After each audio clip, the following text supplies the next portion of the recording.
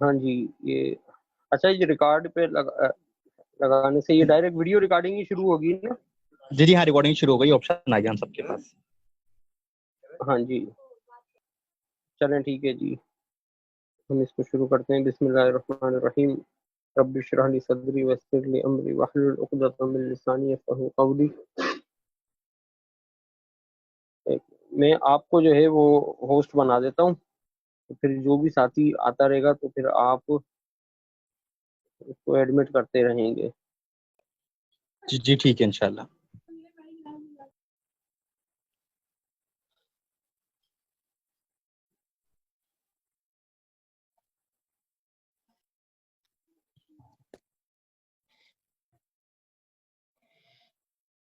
یہ لیپ ٹاپ سے ہوسٹ کیسے بناتے ہیں؟ اس کے اوپر میں کلک کر کے رکھوں؟ ہاں، آپ پارٹیسپینٹ میں جائیں گے اور میرے نام کے اوپر کلک کریں گے نا تو لکھا آ جائے گا، آگے لکھا ہوگا مور، میرے نام بس ٹھیک کے ہے، اوپر جب آپ ماؤس ہوسٹ ہاں ٹھیک ہے کر دیا یہ میں نے. بن گیا ہوسٹ. ٹھیک ہو گیا. ٹھیک ہے جی. اچھا جی یہ مائک سارے بند کر دیجیے. جی بسم اللہ الرحمن الرحیم. ہمارا جو آج کا موضوع ہے وہ حضرت عیسیٰ علیہ السلام کی ولادت کے حوالے سے ہے. اب عیسیٰ علیہ السلام کی ولادت وہ تقریباً 2 سے 3 پہلو ہیں اس کے. جو پہلا اس کا پہلو ہے وہ انجیل متی ہے. انجیل متی ہمیں ان کی ولادت کے بارے میں ایک الگ تناظر سے بتاتی ہے. انجیل لوقا ہمیں عیسیٰ علیہ السلام کی ولادت کے متعلق ایک الگ پہلو بتاتی ہے. اور تیسرا پہلو وہ تاریخی روایت کا ہے جن کو ہم ایپوکریفل بکس کہتے ہیں، جو کلیسیا صدیوں پہلے مروج تھیں، پھر بعد میں ان کو کینن سے آؤٹ کر دیا گیا. اور جو چوتھا ولادت کے بارے میں جو ہمارا ماخذ ہے وہ قرآن کریم کا ہے. تو ہم انجیلی روایات کا ہم جائزہ لیتے ہوئے قرآن کریم کا بیانیہ بھی دیکھتے رہیں گے. تو آج کا جو ہمارا موضوع ہے وہ انجیل متی کے حوالے سے ہے. پرسوں بدھ والی کلاس کے اندر ہم انشاءاللہ انجیل لوکا جو ولادت کے بارے میں بات کرتی ہے وہ ڈسکس کریں گے. اور ایپوکریفل لٹریچر کا تو پھر وہ ہمارا کیونکہ اسٹڈی میں نہیں ہے اور ساتھیوں کو اس سے واقفیت بھی نہیں ہے اور ساتھیوں نے پڑھا بھی نہیں ہے، تو لہٰذا ایپوکریفل لٹریچر کو ہم اس میں شامل فی الحال نہیں کریں گے. تو 2 انجیلیں، 2 ولادتیں، 2 عقائد، 2 نظریات. اب عیسیٰ علیہ السلام کی ولادت کے بارے میں چاروں انجیل نویسوں نے روایات کو نقل نہیں کیا ہے. ہم یہ دیکھتے ہیں کہ عیسیٰ علیہ السلام کی جو زندگی کا جو آخری لمحات ہیں، جو آخری ہفتہ ہے، اس کے بارے میں چاروں انجیل نویسوں نے بھرپور تفصیلات فراہم کی ہیں. لیکن ان کی زندگی کا جو آغاز ہے اس کے بارے میں کوئی انجیل نویسوں نے اتنی تندہی کے ساتھ جو ہے واقعات کو قلم بند نہیں کیا. حالانکہ مسیحیوں کا دعویٰ ہے کہ انجیل نویسوں کو یہ ساری باتیں روح القدس نے بتائیں. تو جو روح القدس ان کو جو ہے عیسی علیہ السلام کی زندگی کی آخری واقعات کے بارے میں بتا رہا تھا، وہی روح القدس انہیں عیسی علیہ السلام کی زندگی کے شروعات کے بارے میں بتانے میں قاصر تھا. اب مسئلہ یہ ہے کہ 2 انجیل نویس ہی اس بات کو ذکر کیوں کرتے ہیں، چاروں کیوں نہیں کرتے؟ تو اب یہاں پہ 2 توجیحات ہو سکتی ہیں. ایک توجیہ تو یہ ہو سکتی ہے کہ آیا کہ مرکز اور یوحنا اس سے واقف تھے کہ حضرت عیسیٰ علیہ السلام کی جو ولادت کی روایات ہیں اس سے مرکز اور یوحنا واقف تھے. تو وہ واقف تو تھے لیکن انہوں نے اس کے باوجود انہیں جو ہے شامل کرنا مناسب نہیں سمجھا، کیونکہ انہوں نے اس کو بالکل غیر ضروری سمجھا. اور دوسرا تناظر یہ ہو سکتا ہے کہ وہ اس سے واقف ہی نہیں تھے، تو لہٰذا انہوں نے ان کو نقل ہی نہیں کیا. جبکہ متی کو اور لوکا کو یہ روایات کہیں سے پہنچ گئیں تو انہوں نے اپنی انجیلوں کے اندر اس کو شامل کر دیا. اچھا جی، اب متی کی اور لوکا کی جو انجیل عیسیٰ علیہ السلام کی ولادت کے بارے میں جو واقعات پیش کرتی ہیں وہ بالکل الگ الگ واقعات ہیں. جب ہم لوکا کی انجیل کا پڑھیں گے تو انشاءاللہ اس میں ایک تقابلی جائزہ بھی رکھیں گے متی سے. کہ متی کے اور اس کے واقعات کو کیا باہمی تطبیق ممکن ہے، تو لوکا کی روایت سے ہمیں پتہ چلتا ہے کہ عیسیٰ علیہ السلام کی پیدائش جو ہے کسی دوران سفر نہیں ہوئی، بلکہ ایک گھر کے اندر ہوئی ہے، جو گھر ان کا گلیل کے اندر واقع تھا، یا ناصرت قصبے کے اندر واقع تھا۔ تو عیسیٰ علیہ السلام کی پیدائش بھی وہیں ہوئی ہے، جبکہ لوکا میں بتاتا ہے کہ وہ اسم نویسی کے دوران ان کی پیدائش جو ہے سفر کے دوران ہوئی۔ اچھا، اسی طریقے سے جو ولادت کے بارے میں جو انجیل نویس ہمیں خبر دیتے ہیں، ان کے عقیدے بھی دونوں کے مختلف ہیں، اور ان کے عقائد کا ہمیں ان کی ولادت کی روایات سے ہی پتہ چل جاتا ہے۔ دیکھیں، متی جو اپنی انجیل شروع کرتا ہے وہ عیسیٰ علیہ السلام کو لکھتا ہے یسوع مسیح ابن داؤد کا نسب نامہ۔ تو متی کا جو عقیدہ تھا، کیونکہ وہ یہودیوں کے لیے اپنی انجیل لکھ رہا تھا، تو اس نے عیسیٰ علیہ السلام کو ابن داؤد ثابت کرنے کے لیے اپنی انجیل لکھی، جبکہ لوکا کا جو عقیدہ تھا وہ یسوع مسیح ابن خدا کا تھا۔ تو تبھی وہ جب فرشتہ مقدسہ مریم کے پاس آتا ہے تو وہ اس اپنے عقیدے کا اظہار اس طریقے سے کرتا ہے کہ وہ مولود جو ہے وہ خدا کا بیٹا ہوگا۔ تو عیسیٰ علیہ السلام کے بارے میں جو انجیل نویس ولادت کی جو دونوں روایتیں نقل کر رہے تھے نا، تو وہ دونوں کے عقیدے بھی جو ہے عیسیٰ علیہ السلام کے متعلق مختلف تھے۔ پھر دونوں انجیل نویسوں نے عیسیٰ علیہ السلام کے نسب نامے کو ذکر کیا ہے، لوکا نے بھی ذکر کیا ہے اور متی نے بھی ذکر کیا ہے۔ متی نسب نامے کو بالکل شروع میں رکھتا ہے، یعنی انجیل کی شروعات ہی وہ نسب نامے سے کرتا ہے، اور لوکا اس کو اپنے بعد میں جا کے اس کو انجیل کے اندر شامل کرتا ہے۔ اب متی کا جو نسب نامہ ہے وہ حضرت ابراہیم علیہ السلام پہ لے جا کے وہ اپنے نسب نامے کو وہ روک دیتا ہے، کیونکہ ابراہیم علیہ السلام یہودیوں کے دعوے کے مطابق وہ ہماری جد امجد ہیں، اور ہماری اصل جو ہے انہی سے شروع ہوتی ہے۔ جبکہ لوکا جو ہے پولوس کا شاگرد تھا، اور پولوس کے مطابق یسوع کی جو منادی تھی وہ تمام اقوام کے لیے تھی، اور یسوع جو ہے تمام اقوام کے لیے خدا کا بیٹا تھا جو صلیب پہ قربان ہونے کے لیے آیا تھا۔ تو لہٰذا اسی لیے لوکا نے عیسیٰ علیہ السلام کا جو نسب نامہ نقل کیا ہے وہ حضرت آدم علیہ السلام تک چلا گیا ہے۔ تو بہرحال ہم نے دونوں باتیں یہاں پہ نے دیکھ لی کہ متی کا کیا عقیدہ تھا اور لوکا کا کیا عقیدہ تھا۔ اچھا، اب مسئلہ یہ ہے کہ یہ دونوں نسب نامے تو نقل کر رہے ہیں، لیکن دونوں کے نسب نامے کے اندر ہی انتہا درجے کا تفاوت اور تغیر اور تضاد موجود ہے۔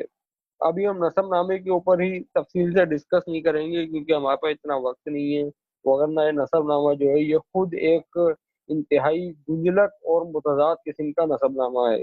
اب عیسائیوں کی اتنی بڑی ڈھٹائی ہے یہاں پر کہ وہ یہ کہتے ہیں کہ بھائی پیغمبر اسلام کا نسب نامہ دکھاؤ۔ تو ان کی عیسائیوں کے پاس تو خود یسوع کا نسب نامہ نہیں ہے، حقیقی نسب نامہ، اور جو نسب نامہ ہے تو وہ اس قدر اس کے اندر تضادات بھرے پڑے ہیں کہ اس میں کوئی تدبیر کی کوئی گنجائش ہی ہمیں نظر نہیں آتی ہے۔ اس کے باوجود یہ دھڑلے سے جو ہے نسب نامے کا مطالبہ کرتے ہیں۔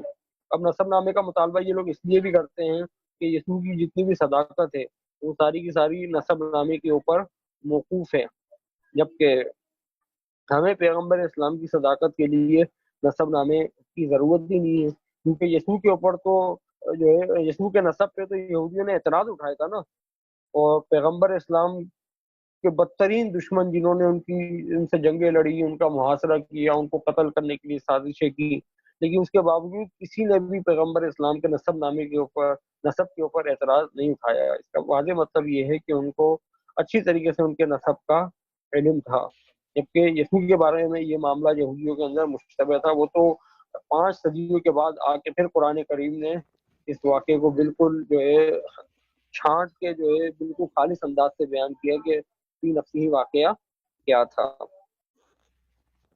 اچھا جی، تو عیسیٰ علیہ السلام کا جو نسب نامہ ہے، جب ہم لوکا کا نسب نامہ پڑھیں گے تو اس کے اندر ہم انشاءاللہ اس کو ڈسکس کر لیں گے۔ ابھی یہاں پہ ہم چند ایک موٹی موٹی باتیں ہم دیکھ لیتے ہیں کہ عیسیٰ علیہ السلام کے نسب نامے کے اندر ایک روت نام کی موابی عورت موجود ہے، اور معاویوں کے لیے بائبل کے اندر حکم تھا کہ کوئی بھی معاوی خداوند کی جماعت میں داخل نہیں ہوگی۔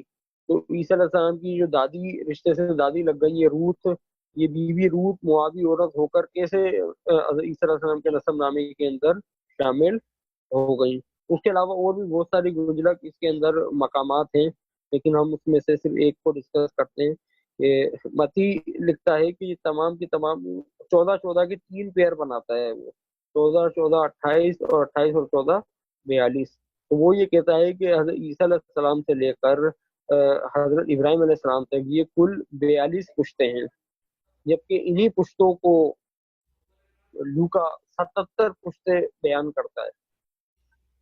تو یعنی بیچ میں وہ اتنی ساری پشتوں کا اضافہ کر دیتا ہے۔ اب یہ ایک الگ جھنجٹ ہے، لیکن یہاں پہ ہمارے سامنے جو مسئلہ مذکور یہ ہے کہ متی یہ کہتا ہے کہ یہ 14 کی 3 پیر ہیں، یعنی یہ 42 نام ہیں، لیکن جب ہم ان ناموں کو گنتے ہیں تو اس میں ایک نام کم ہے، یعنی 41 نام ہے، اور 41 کو متی 42 کہہ رہا ہے۔ اب سوال یہ ہے کہ نسب نامے میں سے ایک نام کہاں چلا گیا؟ اور یہ ایک نام کا گم ہو جانا یہ کوئی اتنا بھی چھوٹا مسئلہ نہیں ہے جس کو نظر انداز کر دیا جائے۔ اس پہ آبجیکشن ہو سکتا ہے کہ بھائی جو ہے نسب نامے کے اندر جو ہے خدا نہ خواستہ نعوذ باللہ جو ہے وہ کوئی حرام زادے کا ذکر موجود تھا جس کو عیسائیوں نے نکال دیا تاکہ جو ہے اعتراض نہیں بنے۔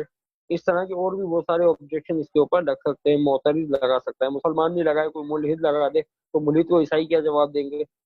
تو بہرحال متی نے یہاں پہ ایک انتہائی تاریخی غلطی کی ہے، یہ بہت موٹی غلطی ہے جو میں نے آپ کے سامنے عرض کی ہے۔ اچھا جی، اب آگے چل کے جو انجیل متی کا مصنف ہے وہ حضرت عیسیٰ علیہ السلام کی کنواری سے پیدائش کا عقیدہ پیش کرتا ہے۔ دیکھو ایک کنواری ہوگی اور اس سے بیٹا ہوگا، اس کا نام ایمانویل رکھیں گے، جس کا ترجمہ ہے خدا ہمارے ساتھ۔ اب یہ مسئلہ یہاں پہ یہ ہے کہ ایک منٹ،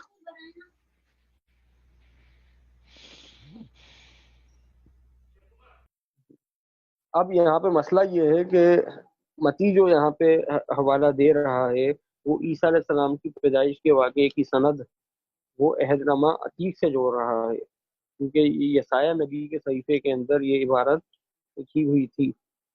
اور کہ دیکھو ایک ہماری حاملہ ہوگی، اس سے بیٹا ہوگا، اس کا نام ایمانویل رکھے گی، جس کا ترجمہ ہے خدا ہمارے ساتھ۔ اب اسی عبارت کو جب ہم یسایہ نبی کی کتاب کے اندر دیکھتے ہیں تو اس کے اندر ابھی ہم یسایہ سے بھی پڑھ لیتے ہیں۔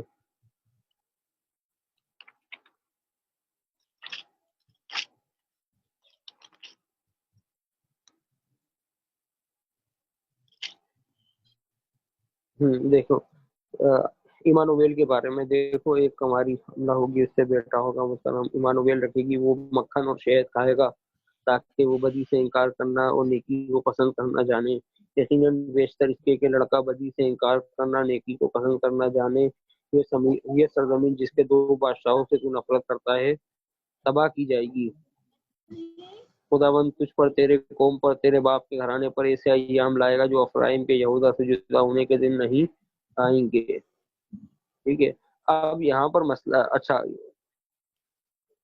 اب یہاں پہ مسئلہ یہ ہے کہ متی نے یہ عہد نامہ عتیق سے کاٹ کے مطلب براری کرتے ہوئے سیاق و سباق سے نکال کے یہ اپنی پسند کے جملے تو یہاں پہ چسپا کر لی ہے، لیکن جو اور یہ جو یہاں پہ جو کنواری کا لفظ ہے، یہ جب ہم جیوش بائبل دیکھتے ہیں تو وہاں پہ جوان عورت کا لفظ ہے کہ دیکھو ایک جوان عورت میرے بچے کو جنم دے گی تو وہ اس کا نام ایمانویل رکھے گی۔ اب مسئلہ یہ ہے کہ یسوع کا تو نام کبھی بھی ایمانویل رکھا ہی نہیں گیا، نہ ہی کبھی یسوع نے خود کو اس سے پکارا، نہ یسوع کو کسی نے اس سے پکارا، اور متی نے ایک اور دم چھلا اس کے ساتھ اٹیچ کر دیا کہ اس کا ترجمہ ہے خدا ہمارے ساتھ۔ حالانکہ اولڈ ٹیسٹمنٹ کے اندر تو یہ ورڈ موجود ہی نہیں ہے خدا ہمارے ساتھ، اور یسوع خدا یسوع کے ساتھ خدا کا ہونا ہے تو خود انجیل کے خلاف ہے کہ یسوع تو صلیب کے اوپر پکار رہے تھے، اے میرے خدا تو نے مجھے کیوں چھوڑ دیا؟ تو اگر یسوع کے ساتھ خدا ہوتا تو ان کو چھوڑتا کیوں؟ وہ تو آخر تک ساتھ رہتا، کیونکہ خدا تو انسانوں کی طرف بے وفا نہیں ہوتا۔ تو اس کا مطلب یہ ہے کہ یہ متی کی اپنی اختراع ہے، اپنی ایجاد ہے، اپنی اس کی انوینشن ہے۔ دوسری بات یہ کہ یسایا کی کتاب ہمیں بتاتی ہے کہ وہ ایمانویل جو پیدا ہوگا وہ مکھن اور شہد کھائے گا۔ اب یسوع نے کہاں پہ مکھن اور شہد کھایا؟ عیسائی ایک حوالہ دکھا دیں، والے انجیل سے نہیں دکھاتے، اپوکریفل لٹریچر سے دکھا دیں، ایک حوالہ دکھا دیں کہ یسوع نے کبھی پر مکھن اور شہد کھایا ہو۔ ٹھیک ہے۔ دوسری بات یسایا کے صحیفے سے پتہ چلتا ہے کہ یہ دونوں ملک یہودا اور اسرائیل جب یہ بچہ بالغ بھی نہیں ہوگا، یعنی اچھائی برائی جاننے پہ قادر نہیں ہوگا اس زمانے سے پہلے، یہ دونوں ملک تباہ ہو جائیں گے۔ اب یسوع کے وقت میں کہاں یہ تباہ ہوئے؟ ایسا تو کچھ بھی نہیں ہوا۔ تو لہٰذا انجیل نویس نے یہاں پر واضح طور پہ مطلب براری کے لیے اور اپنے خاص عقیدے کے لیے بائبل کے متن میں تحریف کرتے ہوئے ایک خاص ٹکڑے کو لے لیا سیاق و سباق سے کاٹ کر، اور اس کو جو ہے اپنے عقائد کی ترویج کے لیے پیش کر دیا۔ اب مسئلہ یہ ہے، انجیل نویس یہ حرکت کرے تو عیسائیوں کو کوئی تکلیف نہیں ہوتی، لیکن اگر مسلمان بائبل سے اگر نبی مکرم صلی اللہ علیہ وسلم پیشگوئی کے اوپر بات کریں اور وہ اگر سیاق و سباق کو بھی چھوڑ دیں تو عیسائیوں کے نسلوں سے دھوئیں نکلنے لگتے ہیں کہ سیاق و سباق سے بات کرو، سیاق و سباق میں کچھ ہو رہے، حالانکہ سیاق و سباق اس کے خلاف نہیں ہوتا، اس کے باوجود ان کو اس وقت سیاق و سباق یاد آ رہا ہوتا ہے۔ تو ہمارا سوال یہ ہے کہ بھائی متی کی انجیل پڑھتے ہوئے، متی کے اقتباسات پڑھتے ہوئے آپ کو سیاق و سباق کیوں یاد نہیں آ رہا؟ اب مسئلہ یہ ہے کہ چاروں انجیل و نویس کے اندر صرف متی ایسا واحد انجیل نویس ہے جو حضرت عیسیٰ علیہ السلام کی زندگی کے تمام واقعات کو، حالات کی ہر ایک کی سند جو ہے وہ عہد نامہ عتیق سے یہودی نوشتوں سے لانے کی کوشش کرتا ہے، اور اس کے لیے وہ بالکل سیاق و سباق پہ جو ہے چھڑیاں چلا دیتا ہے۔ اور یہ صرف متی کا ایک ہی واقعہ نہیں ہے بلکہ پوری انجیل میں اس نے اسی طریقے سے کیا ہے۔ ٹھیک ہے۔ تو ابھی اس کی ایک اور مثال ہمارے سامنے آگے آ رہی ہے۔ تو اب یہ جو کنواری پیدائش کا جو عیسائیوں کا عقیدہ ہے، اب عیسائی یہاں پہ یہ کہتے ہیں کہ بھائی مقدسہ مریم جو تھی وہ ہمیشہ کنواری رہی، لیکن مسئلہ یہ ہے کہ انجیل کے اندر عیسیٰ علیہ السلام کے بھائی اور بہنیں موجود ہیں، تو ان کی کیا توجیہ نکالی جائے؟ اب عیسائی یہاں پہ یہ تعویل دیتے ہیں کہ وہ بھائی اور بہنیں جو تھیں وہ یوسف نجار کی پہلی بیوی سے اولاد تھی اور مقدسہ مریم دوسری بیوی تھی۔ لیکن عیسائی آپ کو کبھی بھی یہ نہیں بتائیں گے کہ اگر مقدسہ مریم دوسری بیوی تھی تو دوسری بیوی کی شادی کے وقت عمر کتنی تھی اور یوسف نجار کی شادی کے وقت عمر کتنی تھی۔ اگر آپ کو نہیں پتا تو میں آپ کو بتا دیتا ہوں کہ ایپوکریفل لٹریچر کے مطابق اس کے اندر جو ہے infancy gospel of James and infancy gospel of Matthew, یعنی متی نے بھی عہد طفولیت کی روایت کو الگ سے بھی قلم بند کیا ہے کہ تو اس کے مطابق مقدسہ مریم کی عمر جو تھی وہ 14 سال تھی بوقت شادی، اور یوسف نجار کی عمر 96 سال تھی، 96۔ تو اس وقت شادی ہوئی اور یوسف نجار کی خود بڑی بڑی اولادیں، جڑ عمر کی اولادیں موجود تھی۔ تو عیسائی یہ تعویل دیتے ہیں کہ بھائی وہ جو انجیل میں جو یسوع کے بہن بھائیوں کا ذکر ہے وہ یوسف نجار کی پہلی بیوی سے اولادیں تھی۔ اب یہاں پہ مسئلہ یہ ہے، یہاں پہ عیسائیوں کے بھی دو گروہ بنتے ہیں۔ ایک گروہ یہ کہتا ہے کہ وہ یوسف نجار کی اولاد تھی، دوسرا گروہ یہ کہتا ہے کہ یسوع کی ولادت کے بعد عیسیٰ جو ہے مقدسہ مریم نے یوسف نجار سے شادی کر لی، وہ باقاعدہ میاں بیوی کی طرح رہے، اور پھر ان کی ان سے مختلف اولادیں پیدا ہوئیں جن میں 4 بھائی اور 3 سے زیادہ بہنیں تھیں۔ بہنوں کے لیے جمع کا صیغہ آیا تو لہٰذا وہ 2 سے زیادہ ہو سکتی ہیں تو ہم 3 کہہ لیں اسے۔ تو یہ عقیدہ ہے جو کلام مقدس مطالعاتی اشاعت جو چرچ نے شائع کی ہے اس کے حاشیے پہ بھی انہوں نے یہی عقیدہ لکھا ہوا ہے۔ اچھا، ایک عقیدہ عیسائیوں کا یہ بھی ہے کہ عیسیٰ علیہ السلام کی جو پیدائش ہوئی تھی وہ اکیلے پیدائش نہیں ہوئی تھی بلکہ عیسیٰ علیہ السلام کا جڑواں بھائی بھی اس کے ساتھ موجود تھا۔ تو انجیل کے اندر جو توما ہے جس کے ساتھ لفظ توام آتا ہے، تو توام کے معنی ہی جڑواں کے ہیں۔ تو ایک عقیدہ ان کے اندر یہ بھی موجود تھا کہ عیسیٰ علیہ السلام کا جڑواں بھائی بھی موجود ہے۔ آج کا چرچ اس بات کو نہیں مانتا، لیکن قدیم تاریخی روایت سے یہ بات ثابت ہے۔ اس بات کے اوپر ایک بہت جو ہے ایک بالکل جاہل قسم کے پادری ہیں کراچی کے، وہ جو ہے آپے سے باہر ہو گئے اس بات کو سنتی، جب ہم نے ان کو یہ بات دکھائی انہوں نے ہمارے خلاف پوسٹیں لگانا شروع کر دی، پھر انہوں نے ایک ویڈیو بنا کے لگائی ہمارے خلاف۔ تو اس کے جواب میں پھر ہم نے پورا تحریری جواب لکھا اس کا، اور پھر ہمارے ساتھیوں نے اس کی ویڈیو بنائی کہ بھائی مسیحی روایت کے مطابق توما جو ہے وہ یسوع کا بھائی تھا یا نہیں تھا۔ تو اس کے اندر ہم نے تاریخی واقعات سے ثابت کیا، اور جو ہے وہ جو پادری صاحب نے جو اعتراضات اٹھائے تھے اس کے جوابات دیے۔ تو وہ اس کی پوری ویڈیو بھی موجود ہے، اور اس کو تحریری شکل میں بھی ہم نے اپنے بلاگ مسلم مسیحی مکالمہ dot blogspot dot com پہ بھی اس کو شائع کیا تھا۔ جو بھائی یا بہن وہ دیکھنا چاہے تو وہاں سے وہ دیکھ سکتا ہے۔ اب عیسائی اس بات پہ برانگیختہ اس لیے ہو جاتے ہیں کہ اس طرح کی باتیں سے جو ہم نہیں کرتے بلکہ ان کا ابتدائی چرچ کرتا تھا، تو اس سے جو ہے نا یہ جو ورجن برتھ ہے، جو قوالی کی پیدائش ہے، اس سے جو ہے اثر پڑتا ہے اس عقیدے کے اوپر۔ تو اس لیے یہ ان باتوں کو بالکل بھی برداشت نہیں کرتے۔ چلیں جی، اگلی سلائڈ پر آ جاتے ہیں۔ مجوسی آتے ہیں۔ اب متی ایک اور واقعہ یہاں پہ نقل کرتا ہے کہ دیکھو مشرق کے کئی مجوسیوں نے یروشلم آ کر کہا، ایک منٹ میں یہاں پہ پڑھ لوں آپ کے سامنے۔ ہاں جی، دیکھو جب یسوع ہیرودیس بادشاہ کے زمانے میں یہودیہ کے بیت لحم میں پیدا ہوا۔ اب جب جغرافیہ کا کورس ہم پڑھ رہے تھے تو ہم نے یہاں پہ آپ کے سامنے عرض کی تھی کہ یسوع جو ہے وہ بیت لحم دو ہیں۔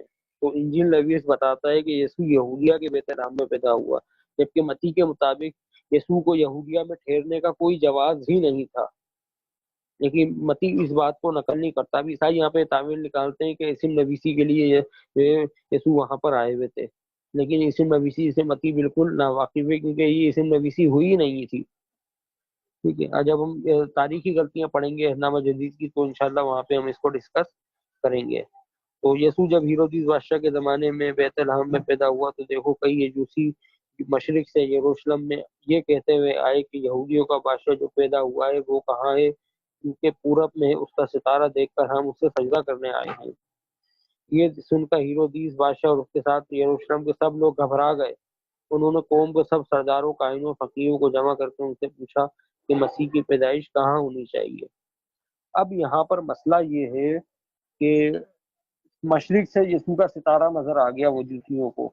اب یسوع تو یہودیوں کو نجات دینے کے لیے آئے تھے نا، تو جس کو وہ بندہ نجات دینے کے لیے آ رہا ہے وہ لوگ ناواقف ہیں، وہ غیر اقوام کو جو ہے پتہ چل گئی۔ حالانکہ یہ مجوسی جو ہے یہ اس تھیٹر ڈرامے کی طرح ہیں جو مختصر وقت کے لیے اسٹیج پہ آ کے اپنا رول ادا کرتے ہیں، دو تین ٹھمکے لگاتے ہیں اور پھر غائب ہو جاتے ہیں۔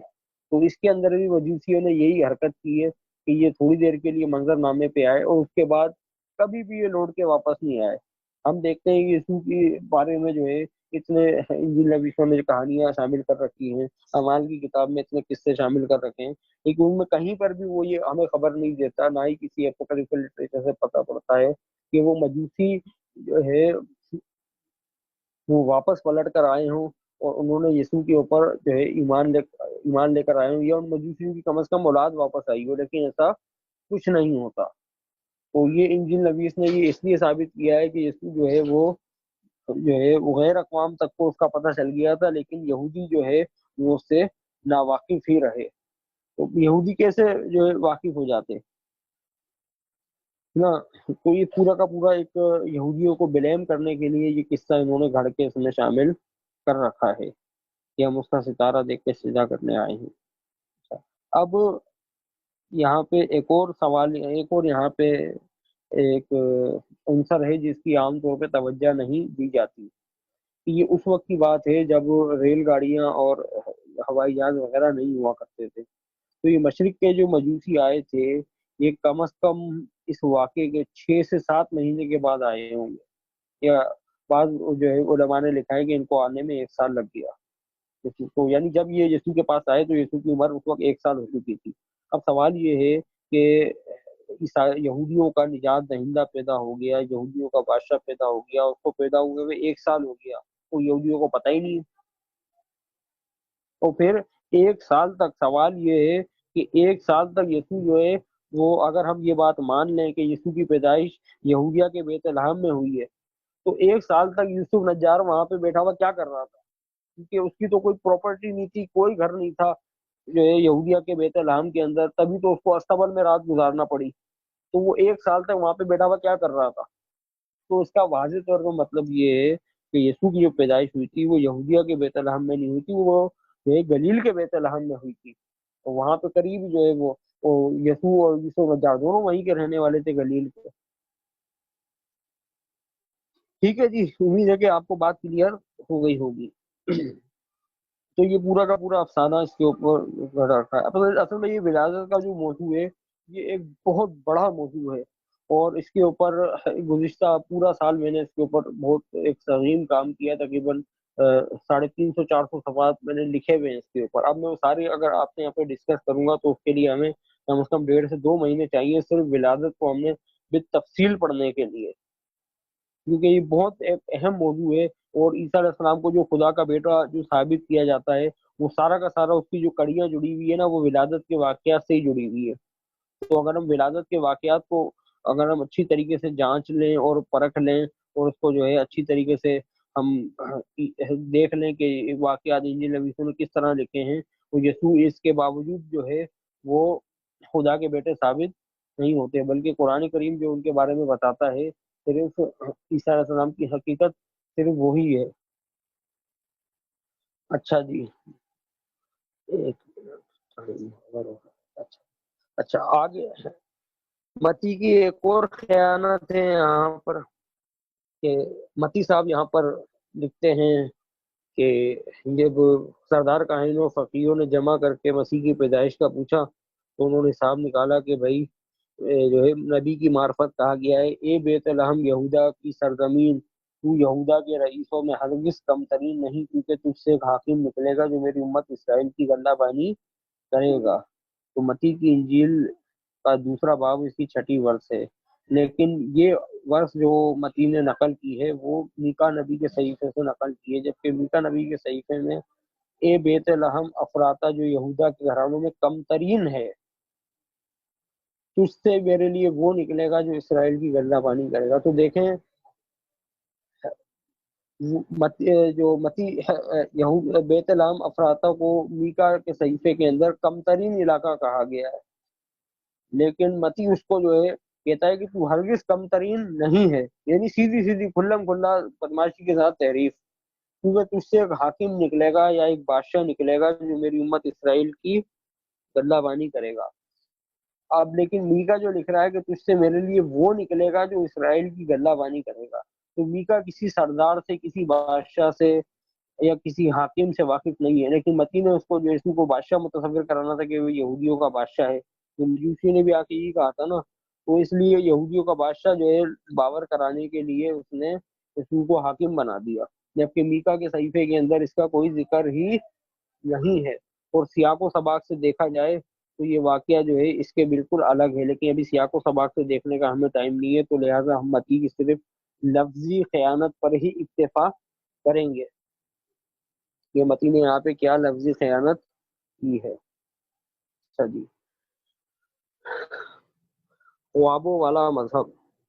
اب ولادت کے متی جو ولادت کے واقعات نقل کرتا ہے اس کا ایک انتہائی دلچسپ پہلو یہ ہے کہ ہر 5 منٹ کے بعد آپ یہاں پہ دیکھیں گے کہ یوسف نجار کو ایک خواب آ رہا ہوگا.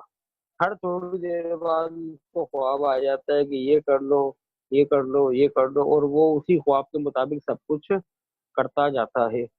اب آپ یہ دیکھیں کہ سب سے پہلے اس کو خواب آتا ہے کہ یہ متی کی انجیل کی 20ویں ورس کے اندر، پہلا باب 20ویں ورس.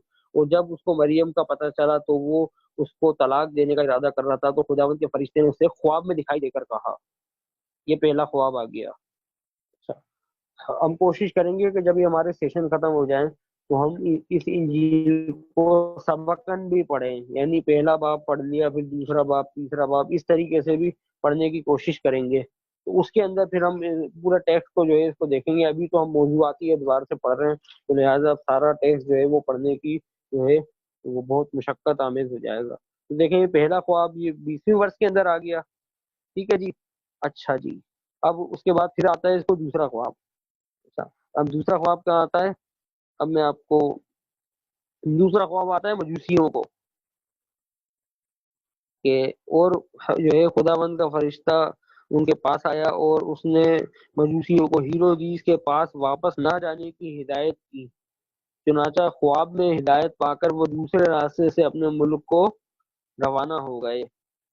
دیکھیں یہ دوسرا خواب آ گیا۔ اچھا جی، اس کے بعد تیسرا خواب آتا ہے۔ دیکھو خداوند کے فرشتے نے یوسف کو خواب میں دکھائی دے کر کہا، اٹھ بچے اور اس کی ماں کو لے کر مصر بھاگ جا۔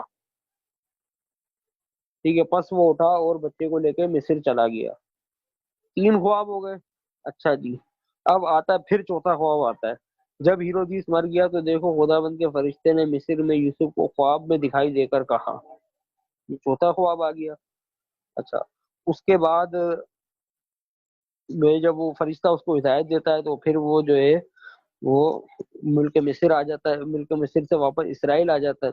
لیکن جب وہ سنتا ہے کہ ارخلاؤس اپنے باپ ہیرودیس کی جگہ یہودیہ میں بادشاہی کرتا ہے تو وہاں جانے سے ڈرا اور خواب میں ہدایت پا کے گلیل کے علاقے کو روانہ ہو گیا۔ اب یہ پانچواں خواب آ گیا ہے یہاں پہ۔ اب مسئلہ یہ ہے، آپ یہاں پہ دیکھیں کہ یہاں پہ خواب میرا ٹھیک اسی وقت آ رہا ہے کہ جب جو ہے سارا معاملہ گڑبڑ ہوا پڑا ہے، اسی وقت خواب آتا ہے اور سارا معاملہ حل ہو جاتا ہے اسی وقت۔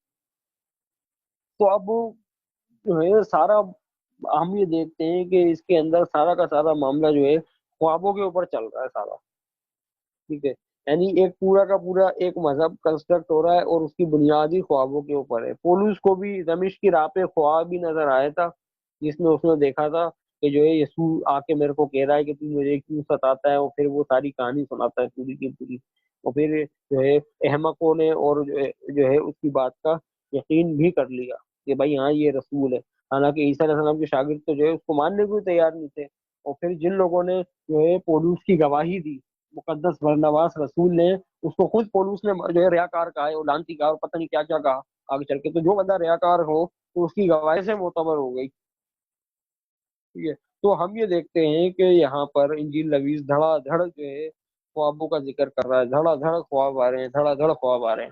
اب یہاں پہ جو ہے ہم ایک خواب کو ڈسکس کر لیتے ہیں کہ فرشتہ آ کے جو ہے یوسف نجار کو کہتا ہے کہ بھائی اس بچے کو لے کے ملک مصر چلے جا۔ اب جب یوسف نجار واپس آتا ہے تو وہ دیکھتا ہے کہ جو گلیل کا جو یہودیہ کا علاقہ تھا جہاں پہ یروشلم واقع تھا، تو وہاں پر ہیرودیس کے بیٹے ارخلاؤس کی حکومت تھی۔